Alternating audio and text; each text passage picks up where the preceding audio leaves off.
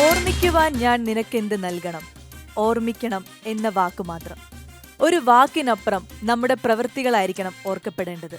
ഇത് വനിതാ പ്രതിഭകളുടെ അരങ്ങ്. Let's begin the show. This is ചുങ്ക ജ്വല്ലറി റെഡ് കാർപ്പറ്റ്. ജലാശയങ്ങളിൽ കെട്ടി നിർത്തിയിരിക്കുന്ന ജലഗണങ്ങൾക്ക് ഒരിക്കലെങ്കിലും പുറത്തേക്ക് ഒഴുകിയേ മതിയാവൂ. അതുപോലെ തന്നെയാണ് നമ്മുടെ ഉള്ളിലുള്ള വാസനകളും. എത്ര കൊട്ടി അണച്ചാലും ഒരിക്കലെങ്കിലും അത് ലോകം തിരിച്ചറിയും. ഇത് വനിതാ പ്രതിഭകളുടെ വേദിയാണ്. ഈ വേദിയിലേക്ക് നമുക്ക് ഇന്നത്തെ പ്രതിഭയായ നമ്മുടെ അതിഥിയെ സ്വാഗതം ചെയ്യാം. വയനാടിന്റെ ചുരമിറങ്ങി മലയാള സിനിമയിലേക്ക് വന്ന ശാലീന സുന്ദരിയായ ഒരു അഭിനേത്രിയാണ്. ചുരുങ്ങിയ കാലം കൊണ്ടാണ് നമ്മുടെ മലയാളികളുടെ ഇഷ്ടം മുഴുവനും പിടിച്ചുപറ്റിയത്. അഭിനയം കൊണ്ടും സൗന്ദര്യം കൊണ്ടും സ്വഭാവം കൊണ്ടും അത്ര സ്വീറ്റായ ഒരു ഗസ്റ്റിനെയാണ് നമുക്ക് ഇന്ന് ലഭിക്കുന്നത്. സ്വാഗതം ചെയ്യാം the very beautiful gorgeous Anu Sithara. ഞാൻ പറഞ്ഞില്ലേ ശാലീന സൗന്ദര്യം തുളുമ്പെന്ന്. എനിക്ക് സത്യത്തിൽ ഈ കൊച്ചിനെ കാണുമ്പോഴാണ് ഞാൻ ഇത്രയും വേഷം കെട്ടി വന്നതൊക്കെ വെറുതെ ആയല്ലോ എന്ന് തോന്നുന്നത്. ഇത്ര സൗന്ദര്യം ശരിയല്ല കേട്ടോ. സ്വാസിക ഒരു സൂപ്പർ സ്റ്റാർ ആണെന്ന് എനിക്ക് അറിയാം. ഞാൻ ഇൻസ്റ്റാഗ്രാം ഒക്കെ കാണാറുണ്ട്. പക്ഷെ ഇത്ര സൗന്ദര്യം ഒരു കുട്ടിക്ക് ആവശ്യമില്ല, കുറച്ച് കുറയ്ക്കാം. എന്താ ചെയ്യാം, മത്തായി ചേട്ടൻ എന്ന് പറഞ്ഞ മേക്കപ്പ് മാൻ ഉണ്ട് എനിക്ക്. മത്തായി ചേട്ടന്റെ കലാവിരുതാണ്. ഇതൊക്കെ കഴിച്ചു വെച്ചാല് മത്തായി ചേട്ടനെ കുറിച്ച് എനിക്ക് കുറച്ച് കാര്യങ്ങളൊക്കെ ചോദിക്കാനുണ്ട്. നമുക്ക് വിശേഷങ്ങളൊക്കെ ഇരുന്ന് സംസാരിക്കാം. ആയിക്കോട്ടെ. ഓക്കെ.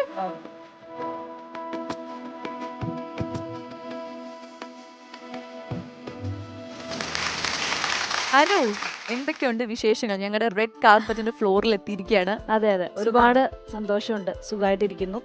ശരിക്കും ഈ ലോക്ക്ഡൌണിനൊക്കെ ശേഷമുള്ള എന്റെ ഫസ്റ്റ് പ്രോഗ്രാമാണ്. ഓ, അത് അപ്പോൾ നല്ലൊരു തുടക്കം തന്നെയാണ്. അങ്ങനെ ആവട്ടെ എന്ന് ഞങ്ങളും പ്രാർത്ഥിക്കുന്നു. Thank you. ശരിക്കും പറഞ്ഞ ഈ മലയാള സിനിമ ചുരം കേറി വയനാട്ടിൽ വന്നതാണോ അതെയോ അനു ചുരം ഇറങ്ങി മലയാള സിനിമയെ തേടി വന്നതാണോ? ഞാൻ ചുരം ഇറങ്ങിയിട്ടുണ്ട്.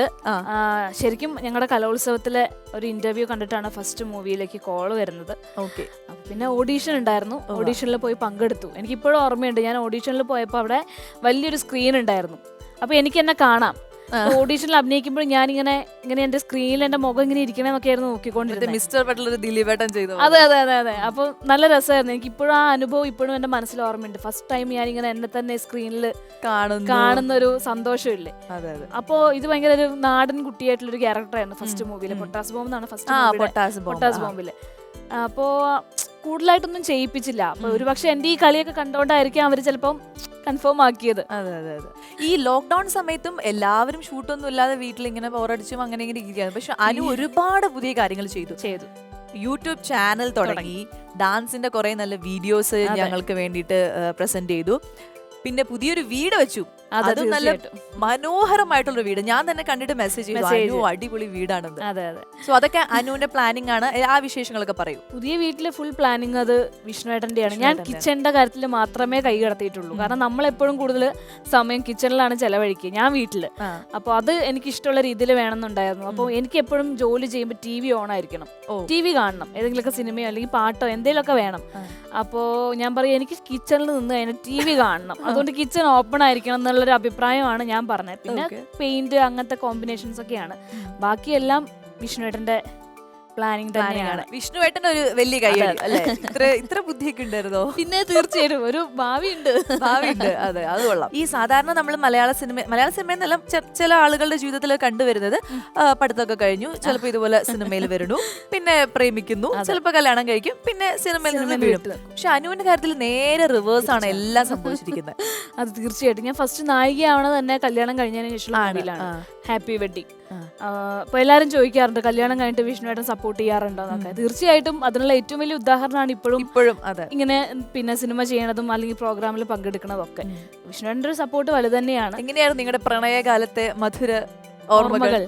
വിഷ്ണുവേട്ടൻ ശരിക്കും +2 പഠിക്കുമ്പോഴാണ് എന്നോട് പിന്നെ ഇഷ്ടമാണെന്ന് അറിയിക്കുന്നത്. അപ്പൊ നമ്മള് പെൺകുട്ടികൾ ആദ്യം കുറച്ച് ജാടയിടും. തിരിച്ചു പറഞ്ഞു കഴിഞ്ഞാൽ പെട്ടെന്ന് തിരിച്ചു പറയാൻ പാടില്ല, ഒരു വില ഉണ്ടാവില്ല. പെട്ടെന്ന് നമ്മൾ തിരിച്ചു പറയാൻ പാടില്ല. അപ്പൊ നമുക്കൊരു വില, അയ്യോ ഇവള് പെട്ടെന്ന് വീണല്ലോ എന്ന് വിചാരിക്കും, അങ്ങനെ പറയാൻ പാടില്ലല്ലോ. കുറച്ച് പിറകെ നടത്തിക്കണം. എനിക്ക് ഇഷ്ടമാണ് ചേട്ടൻ എന്റെ പിറകെ നടക്കുന്നുണ്ട്, നോക്കിയെന്ന് പറയാൻ എനിക്ക് ഇഷ്ടമാണ്. ഫ്രണ്ട്സിനോട് പറയാനല്ല. പിന്നെ ഞാൻ സ്കൂളൊക്കെ വിട്ടു പോകുമ്പോ +2 പഠിക്കുമ്പോ വിഷ്ണുവേട്ടൻ ചായക്കടയുടെ സൈഡിലൊക്കെ വന്നിരുന്ന് ചായയൊക്കെ കുടിച്ചിങ്ങനെ വായൊക്കെ നോക്കി നിൽക്കാറുണ്ട്. എന്തോരം ചായ കുടിച്ചിട്ടുണ്ടാവും. അല്ലെങ്കിൽ ചായ കുടിക്കാത്ത ഒരാളാണ്. അപ്പൊ എന്റെ അനിയത്തിക്ക് അറിയാം. അപ്പൊ വിഷ്ണുവിനെ കാണുമ്പോൾ ഇവള് ഓടിപ്പോയിട്ട് വിഷ്ണുവേട്ടാന്നൊക്കെ പറഞ്ഞിട്ട് മിണ്ടും. ഞാൻ പിടിച്ച് വാടി ഇങ്ങോട്ട് പറഞ്ഞിട്ട് അവളെ പിടിച്ച് നടന്നു പോകും. വിഷ്ണുവിനെ നോക്കിയിട്ട് പോകുന്നൊക്കെ പറയും. അങ്ങനെ ഒരു ദിവസം മമ്മിയുടെ ഫോണൊക്കെ വിളിച്ച് ഞാൻ വിളിച്ച് ചീത്ത പറഞ്ഞു. കാരണം വിഷ്ണുവേട്ടനെ, കാരണം ഞാൻ എന്നും പോണ വഴിയാ, അവിടെ കുറെ പരിചയമുള്ള ആൾക്കാരുണ്ട്, അവരൊക്കെ ശ്രദ്ധിക്കും. എന്തോ നമ്മൾ വിചാരിക്കും ആരും നോക്കില്ല, 100 കണ്ണ് നമ്മുടെ പിറകെ ഉണ്ടാവും. അപ്പൊ എനിക്ക് പേടിയായി, കാരണം അച്ഛനെയും അമ്മേനൊക്കെ അറിയണവരുണ്ട്. അപ്പം ഇനി അങ്ങനെ വന്ന് നിക്കരുതെന്ന് പറഞ്ഞു. അപ്പൊ വിഷ്ണുവേട്ടൻ വന്നില്ല. അപ്പോഴാണ് നമുക്ക് മിസ് ചെയ്യുന്നേ. കാരണം എനിക്ക് ചെറിയൊരു ഇഷ്ടം വിഷ്ണുവേട്ടനോട് ഉണ്ടായിരുന്നു. പിന്നെ നമുക്ക് പെട്ടെന്ന് ചാടിക്കറി ഇഷ്ടം പറയാൻ പാടില്ലല്ലോ.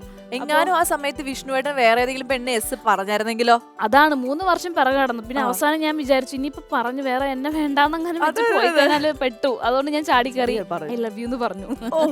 എന്തായാലും വളരെ സക്സസ്ഫുൾ ആയിട്ടുള്ള ഒരു സ്വീറ്റ് ആയിട്ടുള്ള ഒരു ലൈഫ് തന്നെയായിരുന്നു അനു. ഇനി അങ്ങോട്ടും ഇതേപോലെ തന്നെ ഇപ്പോഴും ഹാപ്പി ആയിട്ട് വിഷ്ണുവേട്ടന്റെ കൂടെ തന്നെ ഒരുപാട് വർഷം സുഖമായിട്ട് ജീവിക്കാൻ ഞങ്ങൾ എല്ലാവരും, കണ്ടോണ്ടിരിക്കുന്ന പ്രേക്ഷകർ എല്ലാവരും പ്രാർത്ഥിക്കുകയാണ്. Thank you.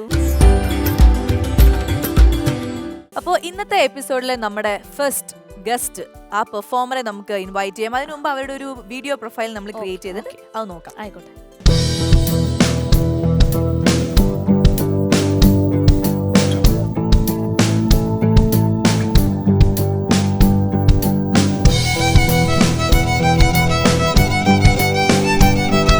എൻ്റെ യാത്ര എന്ന് പറയുന്നത് ഒരു കിടുക്കാച്ചി വയലിനിസ്റ്റിൻ്റെ അരികിലേക്കാണ്. വയലിനിസ്റ്റിൻ്റെ പേരെന്ന് പറയുന്നത് മാർട്ടീന.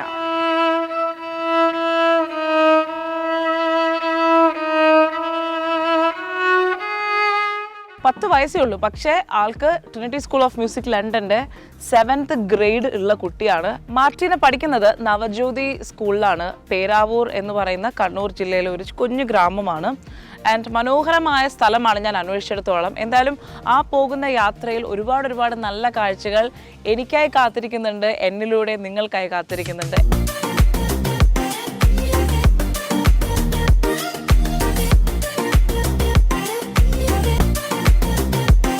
അങ്ങനെ നമ്മുടെ കുട്ടി വയലിനിസ്റ്റിൻ്റെ പഠിക്കുന്ന സ്കൂളിൻ്റെ മുമ്പിലാണ് ഞാനിപ്പോൾ നിൽക്കുന്നത്. ഇത് കണ്ണൂർ ജില്ലയിലെ ഇടത്തൊട്ടി എന്ന് പറയുന്ന സ്ഥലത്തെ നവജ്യോതി സീനിയർ സെക്കൻഡറി സ്കൂളാണ്. അപ്പോൾ എന്തായാലും ആളിവിടെ ഉണ്ട്, നമുക്ക് പോയി കാണാം.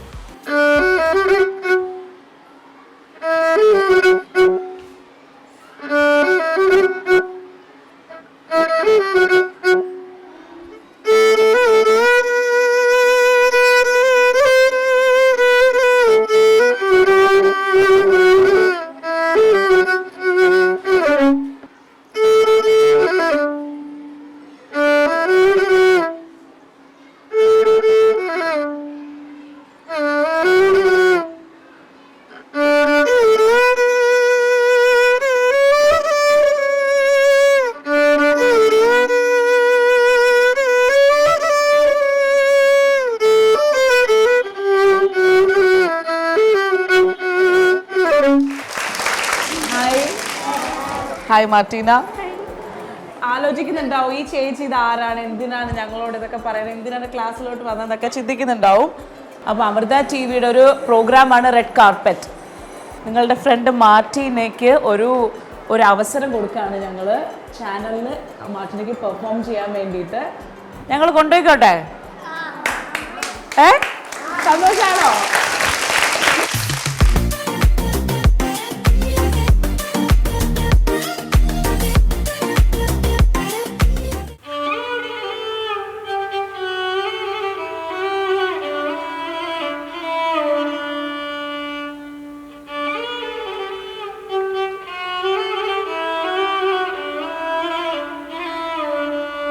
ഒരു കുട്ടി വയലിനിസ്റ്റ് എന്ന് പറഞ്ഞാണ് ഞാൻ മാർട്ടീനെ പറ്റി ഞാൻ തുടങ്ങിയത്. പക്ഷേ ഒരു കുട്ടി വയലിനിസ്റ്റ് എന്ന് പറഞ്ഞു കഴിഞ്ഞാലും ഈ കുട്ടിയുടെ അച്ചീവ്മെൻറ്റ്സ് എന്ന് പറയുന്നത് ഒരുപാട് വലുതാണ്. കാരണം 10 വയസ്സായപ്പോഴത്തേക്കും ട്രിനിറ്റി സ്കൂൾ ഓഫ് മ്യൂസിക് ലണ്ടൻ്റെ 7th ഗ്രേഡ്, അതും ഡിസ്റ്റിങ്ഷനോടുകൂടി പാസ്സായി. എനിക്ക് തോന്നുന്നു കേരളത്തിലെ തന്നെ ഏക കുട്ടിയാണ് ഈ മാർട്ടീന എന്നെനിക്ക് തോന്നുന്നു. മാർട്ടീന എന്ന് പറയുന്നത് ഒരു 10 വയസ്സുകാരിയാണെങ്കിലും വളരെ മെച്ചുവേർഡാണ്, മ്യൂസിക്കിന് വളരെ സീരിയസ് ആയിട്ട് കാണുന്ന കുട്ടിയാണ്.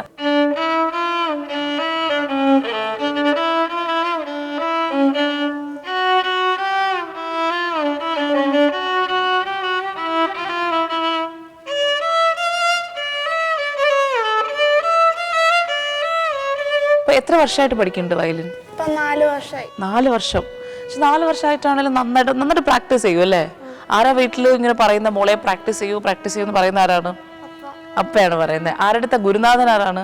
കണ്ണൂരുള്ള ഫിലിപ്പ് മാഷ്, നമ്മുടെ സൈനോറയുടെ ഫാദർ. ഓ അത് ശരി, നമ്മുടെ പ്ലേ ബാക്ക് സിംഗർ സൈനോറ ചേച്ചിയുടെ അച്ഛനാണ് ഇദ്ദേഹത്തിന്റെ ഗുരു. വെസ്റ്റേൺ വയലിനാണ് അല്ലേ? വെസ്റ്റേൺ ആണ് പഠിക്കുന്നത്.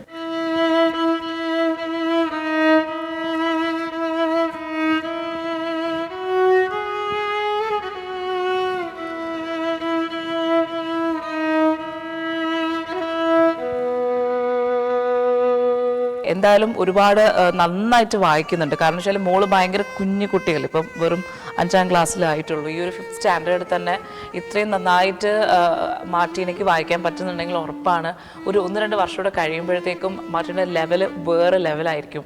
എങ്കിലും വേറൊരു തലത്തിലോട്ട് മാർട്ടീനയുടെ യാത്രയ്ക്ക് നമുക്ക് അമൃത TV-യുടെ റെഡ് കാർപ്പറ്റിന് ഒരു കാരണമാകാൻ സാധിക്കുമെന്ന് നമുക്ക് പ്രതീക്ഷിക്കാം. എന്തായാലും നമ്മുടെ അമൃത TV-യുടെ റെഡ് കാർപ്പറ്റിലേക്ക് സ്വാഗതം ചെയ്യുന്നു. നന്നായിട്ട് വന്ന് പെർഫോം ചെയ്യാം കേട്ടോ.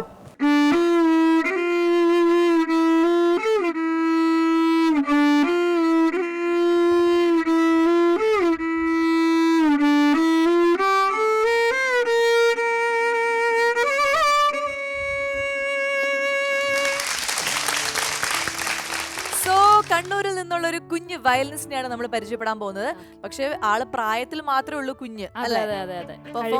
കുറച്ച് വലിയ ആള് തന്നെയാണ്. അപ്പോ ഒരുപാട് സ്നേഹത്തോടെ ഞങ്ങൾ രണ്ടുപേരും സ്വാഗതം ചെയ്യുന്നു മാർട്ടീന ചാൾസ്. കുട്ടി സുന്ദരിയായിട്ടുണ്ടല്ലോ. അതെ അതെ, ഉടുപ്പൊക്കെ ഇട്ട് സുന്ദരി. ഞങ്ങൾ പറഞ്ഞു പ്രായത്തിൽ മാത്രമേ കുഞ്ഞുള്ളൂ, കഴിവിൽ ഞങ്ങളെയൊക്കെ വെട്ടിക്കുന്ന ഒരാളാണെന്ന്. അതെ, ഇരിക്കാം. ഹാപ്പിയാണോ? പേടിയുണ്ടോ? പാവം ചേച്ചിയാ. ഭയങ്കര പാവാ. ഇരിക്കും. മാർട്ടീന, എന്തുണ്ട് വിശേഷങ്ങൾ? ഏത് ക്ലാസ്സിലായിരുന്നു പഠിച്ചത്? 5th. സ്വന്തമായിട്ട് ആണോ പാട്ടുകളൊക്കെ സെലക്ട് ചെയ്യുന്നത്, അതെയോ ആരെങ്കിലും ഒക്കെ ഹെൽപ്പ് ചെയ്യോ? അപ്പയാണ് ഹെൽപ്പ് ചെയ്യുന്നത്. സോ വന്നിരിക്കുന്ന ആരൊക്കെയാണോ ഒന്ന് പരിചയപ്പെടുത്തൂ. അപ്പ വന്നിട്ടുണ്ട്, അമ്മ വന്നിട്ടുണ്ട്, പിന്നെ കസിൻ മോനൂട്ടൻ ചേട്ടൻ വന്നിട്ടുണ്ട്. കസിൻ മോനൂട്ടൻ ചേട്ടൻ. അപ്പൊ മോനൂട്ടൻ ചേട്ടനും അമ്മയ്ക്കും അപ്പായ്ക്കും ഒക്കെ ഞങ്ങളുടെ റെഡ് കാർപ്പറ്റിന്റെ വേദിയിലേക്ക് സ്വാഗതം. ബാക്കി വിശേഷം നമുക്ക് പറയാം. ഓക്കെ, അപ്പൊ നമുക്ക് എന്നാ പെർഫോമൻസ് കണ്ടാലോ? അനുചേച്ചി കുറെ നേരമായിട്ട് പറഞ്ഞു എനിക്ക് കാത്തിരിക്കുകയാണെന്ന്. തുടങ്ങാം. All the best.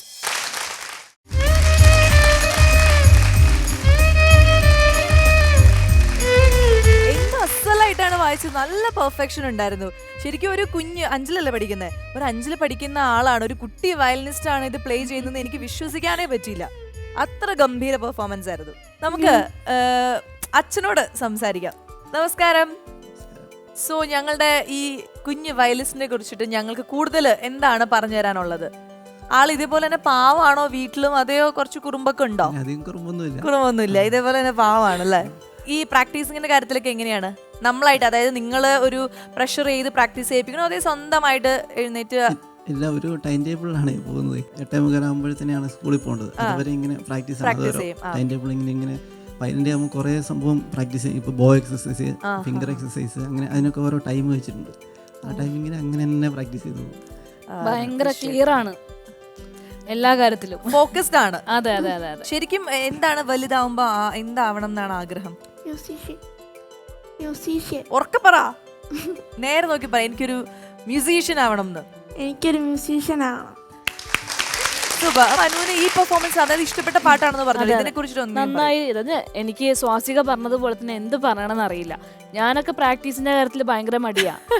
എനിക്കിങ്ങനെ ടൈം ടേബിൾ തന്നു കഴിഞ്ഞാൽ ഞാൻ തെറ്റും, മമ്മിയായിട്ട് തെറ്റും. എന്നോട് മമ്മി പറയണം, മോളെ പോയി പ്രാക്ടീസ് ചെയ്യ് എന്നൊരു 3ാമത്തെ വട്ടം ഒച്ചയിട്ട് പറഞ്ഞാലും ഞാൻ ഓടും പ്രാക്ടീസ് ചെയ്യാൻ. എന്നാലും ഒരു മടിയാണ്. അപ്പം ഇത് എല്ലാവർക്കും കണ്ട് പഠിക്കാനൊരു കഴിവ് മാർട്ടീന കുട്ടിക്കുണ്ട്. അതെ, എല്ലാ കാര്യത്തിലും ക്ലിയർ ആണ്. അപ്പോൾ ഈ ചിരി ഇനി ഒരുപാട് കാലം ഇങ്ങനെ തന്നെ മുഖത്തുണ്ടാവട്ടെ. നമ്മുടെ ഈ ഒരു റെഡ് കാർപ്പറ്റിൽ പ്രോഗ്രാം കണ്ടിട്ട് ഒരുപാട് വേദിയിൽ പെർഫോം ചെയ്യാനുള്ള ഭാഗ്യം ഉണ്ടാവട്ടെ. അപ്പൊ എന്തായാലും അനു വരും, നമുക്ക് അതൊന്ന് പ്രസന്റ് ചെയ്യാം. സോ അനു പിടിച്ചോ. നമ്മുടെ മാർട്ടീന കുട്ടിക്ക് അമൃത റെഡ് കാർപ്പറ്റിന്റെ വക ഒരു ചെറിയ സമ്മാനം. അപ്പോൾ എല്ലാ സൗഭാഗ്യങ്ങളും ഉണ്ടാവട്ടെ. Wish you all the best. All the best. അപ്പൊ അടുത്ത പാട്ട് കേൾക്കാം. അടുത്ത പാട്ടോടുകൂടി നമുക്ക് ഇന്നത്തെ എപ്പിസോഡ് വൈൻഡ് അപ്പ് ചെയ്യാം. അതായത് ഒരു ബ്യൂട്ടിഫുൾ സോങ് ആണ് നമ്മുടെ മർട്ടീന കുട്ടി നമ്മുടെ പ്രേക്ഷകർക്ക് വേണ്ടിയിട്ട് പ്ലേ ചെയ്യാൻ പോകുന്നത്. അപ്പോൾ അനു, അടുത്ത എപ്പിസോഡിൽ കൂടുതൽ വിശേഷങ്ങൾ അനുവിന്റെയും പ്രേക്ഷകർക്ക് അറിയാനുണ്ട്, എനിക്കും കുറെ കാര്യങ്ങൾ ചോദിക്കാനുണ്ട്. അപ്പൊ ഞങ്ങളൊപ്പം ഉണ്ടാവുമല്ലോ അല്ലെ? പിന്നല്ല.